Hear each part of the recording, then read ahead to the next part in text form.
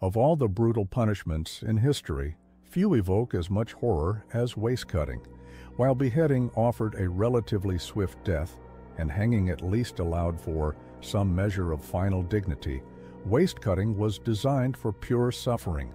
It was a spectacle of pain, a display of power, and a terrifying warning to anyone who dared to challenge the emperor's rule.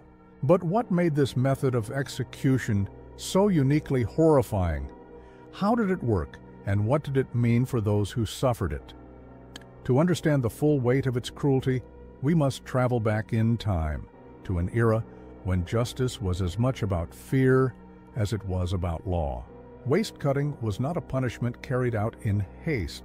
It required precision, strength, and, most of all, the right weapon. Executioners used an enormous razor-sharp blade, sometimes a massive sword, other times a heavy cleaver-like instrument designed to cut through flesh, bone, and organs in a single stroke. The victim, often bound to a sturdy wooden frame or execution block, was positioned to ensure that the cut would land exactly at the waist. The executioner had to aim carefully, too high, and the victim might die too quickly, too low, and the intestines might spill out while the person remained alive for a prolonged period. The ideal cut severed the spine at the lumbar region, ensuring a slow, excruciating death. One of the most disturbing aspects of waist-cutting was that, unlike beheading, the upper body often remained momentarily conscious. The heart, lungs, and brain were still intact, meaning the condemned could briefly experience the shock of being cut in half. Some historical accounts claim that victims could still gasp for air, move their arms, or even try to speak in the moments before they succumbed to blood loss.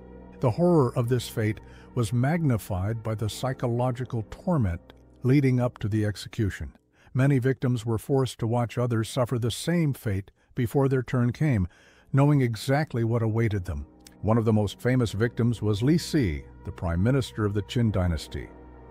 Once one of the most powerful men in China, Li Si was accused of conspiring against the throne after the death of Emperor Qin Shi Huang. Stripped of his power, he was sentenced to waist-cutting. As he awaited his fate, he was said to have lamented his downfall, recalling a time when he advised the emperor on matters of war and governance.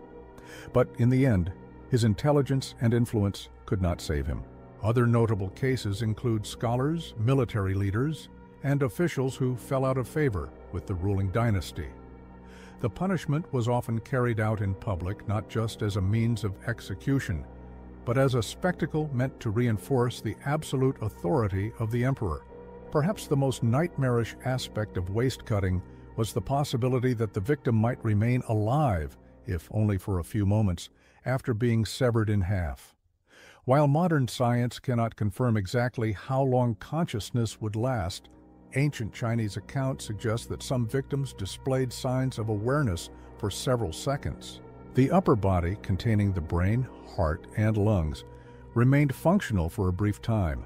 Some reports describe victims attempting to move their arms, blink, or even produce guttural sounds, as if trying to speak. The sheer horror of such an experience is almost beyond comprehension. Being aware, however briefly, that one's lower body was gone, that the end was near, but that pain and terror were still present. This slow and agonizing process made waist-cutting not just a means of execution, but a form of psychological warfare. It was a warning to others that defying the emperor did not simply mean death. It meant dying in a way that was unimaginable. In Confucian tradition, preserving the body was of utmost importance. The belief that one should die with an intact corpse was deeply ingrained in Chinese culture. This made waist-cutting not just a terrifying execution, but a profound dishonor. For many, the thought of being denied a proper burial was worse than death itself. A clean beheading still allowed for the body to be buried with dignity, but waist-cutting ensured that the victim's remains were mutilated beyond recognition, forever marking them as an example of imperial wrath. This method of execution also played a role in reinforcing obedience. In ancient China, the emperor was seen as the son of heaven, the the absolute ruler whose word was law. Waist cutting was a stark reminder of what happened to those who defied him. It was not enough to simply kill a traitor. The punishment had to be so severe that no one else would dare follow in their footsteps. As horrifying as it was, waist cutting did not last forever. By the Han Dynasty, 206 BCE, 220 CE, Emperor Wen of Han formally abolished the practice, declaring it too inhumane. However, like many outlawed punishments, it was sometimes revived in extreme cases.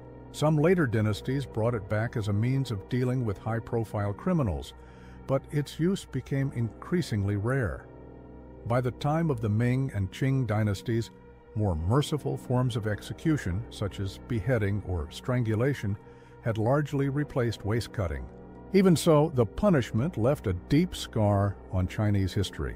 The very idea of being cut in half, of feeling the separation between life and death in the most literal way possible, remained one of the most terrifying images of ancient justice.